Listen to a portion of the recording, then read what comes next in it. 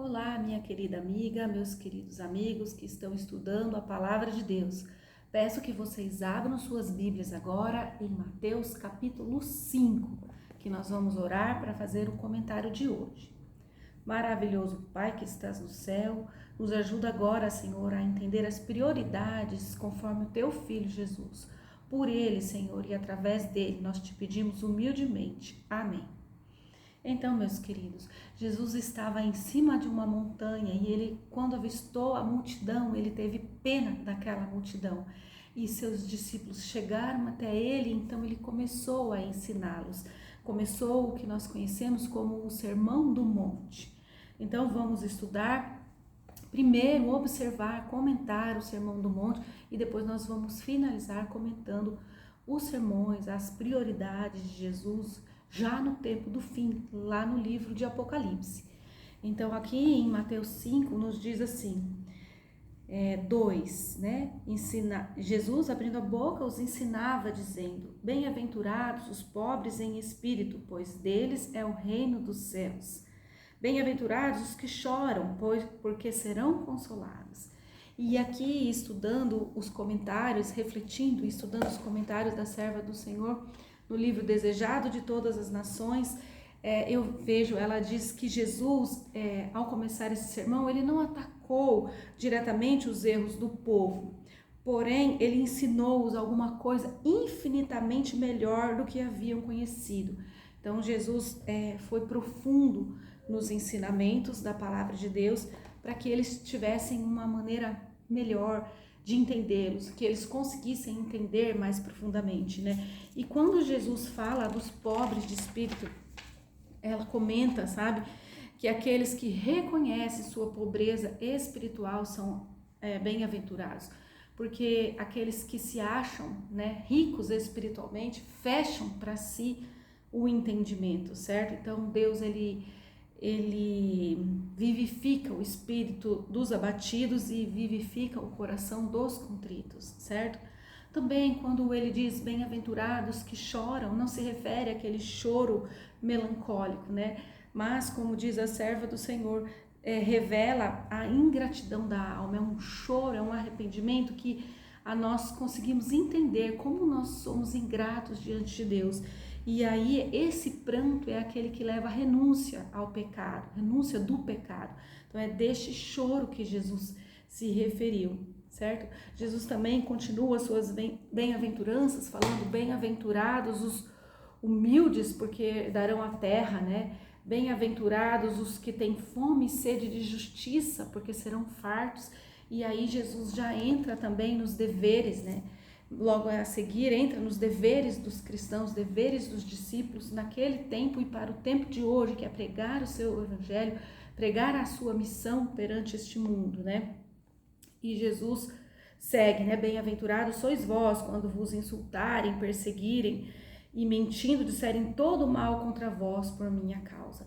Então Jesus já entra nos deveres dos discípulos e mais ainda nos nossos deveres agora no tempo do fim, certo? Quando ele fala dos mansos, dos pacificadores, a serva do Senhor tem um comentário também muito importante, que ela diz que todos aqueles que não conseguem dominar, ter o domínio próprio, eles não conseguem ter implantado dentro de si o caráter de Deus, certo? Então ela diz, bem-aventurados que têm fome e sede de justiça, né? O sentimento de própria indignidade. Mas ela fala também dos mansos, e eu vou achar aqui, onde está essa fala? Aqui, bem-aventurados os mansos.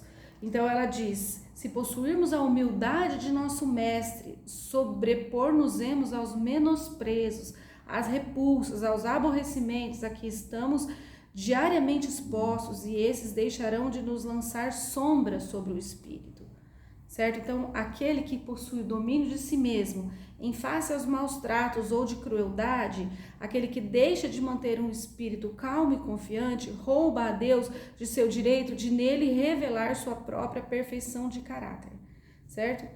Então ela fala que aqueles, ao contrário, aqueles que mantêm o domínio próprio e conseguem se manter mansos diante dos insultos, que eles podem ser olhados com desdém pelo mundo, mas são de grande valor aos olhos de Deus. Então esse também é um comentário muito importante, certo? Então Jesus segue, né, com suas bem-aventuranças, o Sermão do Monte, quando ele percebe ali, ele já havia percebido, claro, mas quando ele percebe o intento, o pensamento, porque Jesus pode ler os pensamentos dos hipócritas, dos fariseus, escribas que estavam ali presentes. E foi ali neste momento que ele diz: não pensem que vim mudar a lei, eu vim para cumprir. Porque eu vou tentar explicar aqui com as minhas palavras o que ocorreu ali. Jesus, ele era muito equilibrado, da mesma forma que ele tentava fazer com que os judeus hipócritas, que ele tentava tirar o entulho, todo aquele lixo que fazia com que eles não entendessem os princípios do reino dos céus, ele também fazia com que os discípulos não fossem, não afrouxassem esses princípios. Ele era equilibrado. Mas na cabeça dos judeus, cheios de justiça própria, eles pensavam, quando ele falava, quando Jesus proferia e seguindo em frente no seu sermão: vós sois o sal da terra, vós sois a luz do mundo, né? A luz tem que brilhar, o sal não pode perder o sabor. Eles pensavam, ele está rebaixando a lei, certo? Porque ele dizia que os discípulos deveriam brilhar, ou seja, deveriam estar no mundo para brilhar, estar no meio, né, do mundo para brilhar. Eles não entendiam e achavam que Jesus estava rebaixando a norma e começaram a murmurar: está rebaixando a lei, rebaixando a lei. E Jesus leu o intento dos pensamentos deles, certo? Eu vou ver se eu acho aqui um que eu grifei também, no mesmo livro, que explica bem essa parte aqui. Então, no começo, né, Jesus começou a dizer os princípios que a felicidade desse mundo consistia, os princípios da verdadeira felicidade, né? E para os judeus a felicidade consistia na posse de coisas deste mundo, fama e honra dos homens, eram muito de se cobiçar, eles eram chamados rabis, certo? Então eles questionaram a Jesus, e porque no fundo do coração deles eles pensaram: quem vai se salvar com esse sermão desse homem, né? Então Jesus, ele era equilibrado. Então, ao mesmo tempo que a sua explicação consistia em mostrar a verdadeira felicidade e como ela pode ser obtida, que através desses princípios, ele também indicou mais definitivamente os deveres de seus discípulos, quando ele começou a dizer: vós sois o sal da terra, vós sois a luz do mundo. E antes, quando ele disse: bem-aventurados fores quando vos perseguirem, quando vos injuriarem e mentindo disserem muitas coisas contra vós, regozijai-vos e alegrai-vos, porque próximo está o reino dos céus, certo? Próximo estão. Então, isso é muito importante, entender mais profundamente o que se passava na cabeça desses fariseus daquele tempo, né? Os hipócritas daquele tempo. Então, Jesus segue com o seu sermão, dizendo que eles devem ser sal. Daí ele fala do casamento sagrado, votos e juramentos. Ele fala sobre a vingança, que a vingança pertence a Deus, jamais deve ser usada por homens, né? Ele eleva a norma do amor: ame os que o odeiam, né? Porque é muito fácil amar os nossos amigos. Ele mostra como viver o reino, como dar esmolas, né? Não esbanjando aí para todos verem. Ele fala da oração modelo, que a maioria já conhece, a oração do Pai Nosso. Ele ensina, ele fala sobre o jejum, ele fala sobre o corpo iluminado, a luz do corpo, que são os olhos. Ele fala em servir somente a Deus, ele fala em descanso na providência divina, ele fala amor e prudência ao julgar, né? Perseverança na oração, os dois únicos caminhos, né? Pelo fruto se conhece a árvore também. E ele fala da parábola do sábio e do insensato, aquele que construiu sobre a areia e aquele que construiu sobre a rocha. E assim Jesus termina essas lições mostrando então suas prioridades para os seus discípulos. Só que a história segue com a morte de Jesus e a ressurreição, e ele estando lá no céu para fazer intercessão por todos, a morte dos discípulos, a história se segue. E então, no livro de Apocalipse, peço que você passe agora para o livro de Apocalipse. No livro de Apocalipse, pode passar para o capítulo 2, eu vou abrir aqui onde eu já tenho salvo os textos, certo? Neste livro de Apocalipse, Jesus então começa a mostrar suas prioridades e dar seus conselhos e elogios também para as igrejas que se seguem. Então, se seguem ao longo da história a igreja pura, que era a igreja de Éfeso, depois Esmirna, Pérgamo, Tiatira, Sardes, Filadélfia e Laodiceia, que é a sétima igreja. Infelizmente, para a sétima não tem nenhum elogio, certo? Só repreensão. Infelizmente, a igreja considerada como orgulhosa e tudo mais que Jesus tem vontade de vomitar.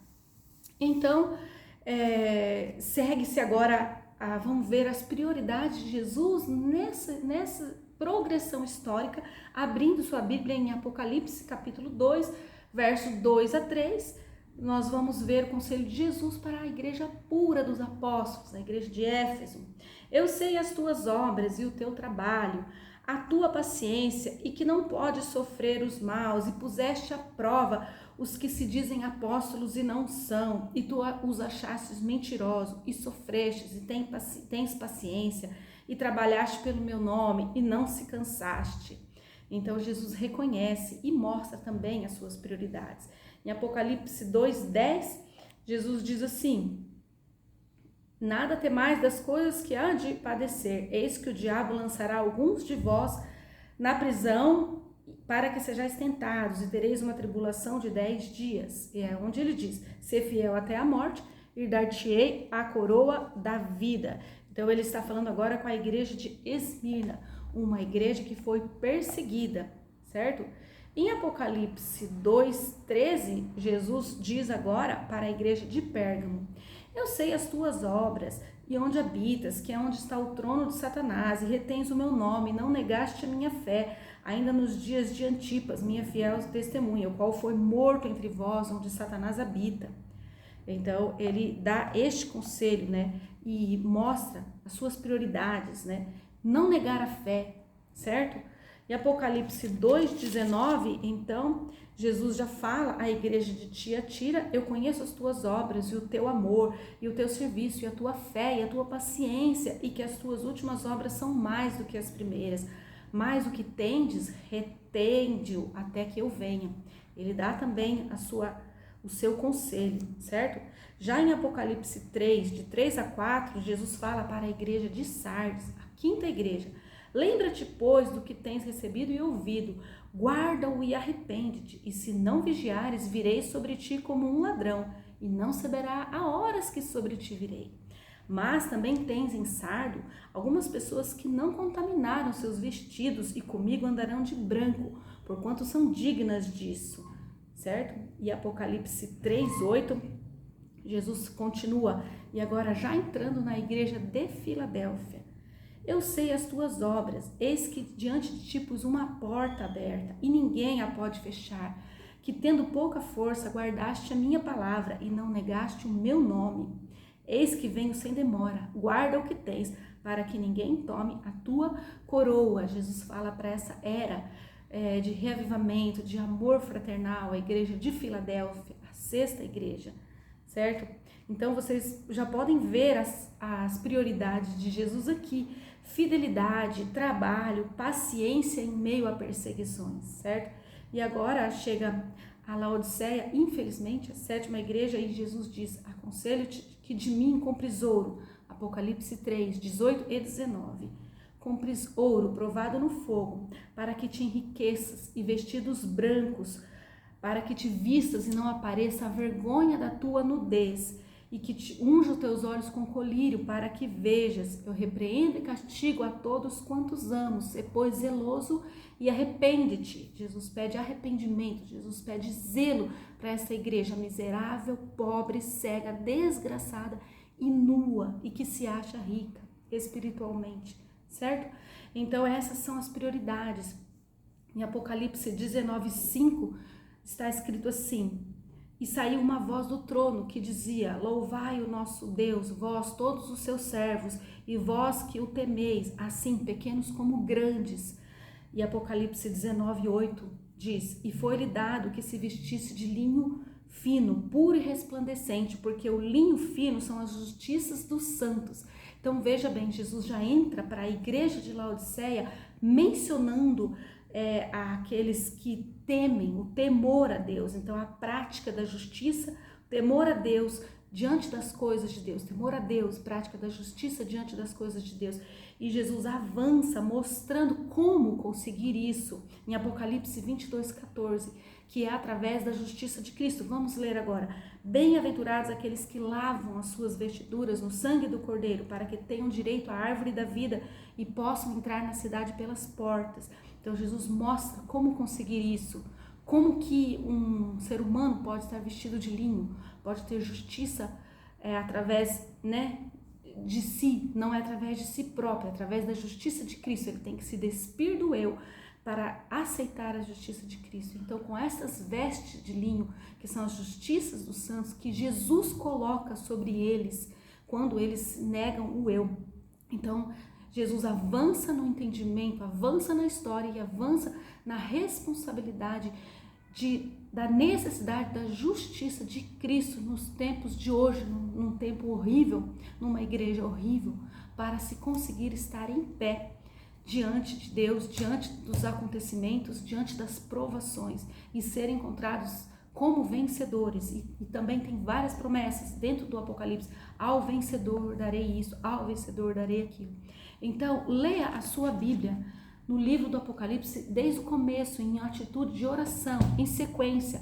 Agora que você já conhece as fases da história, vai ficar mais fácil de você entender essas mensagens e de você entender a responsabilidade do tempo do fim. É claro que o Sermão do Monte é para nós também, mas a responsabilidade dos fiéis a Deus, dos servos de Deus no tempo do fim é maior ainda. Então, que Deus te abençoe, que você possa entender esse livro, a Bíblia em especial, o livro do Apocalipse, que tem as mensagens e as prioridades de Jesus para cada um de nós hoje. Que você possa entender a justiça de Cristo e se apegar nela para ser salvo. Eu espero você no próximo comentário, onde nós vamos falar um pouco mais sobre o tempo do fim, sobre esses poderes do mal que terão que ser vencidos assim que se iniciar o juízo dos vivos. Então, espero você no próximo comentário. Que Deus te abençoe. Até mais.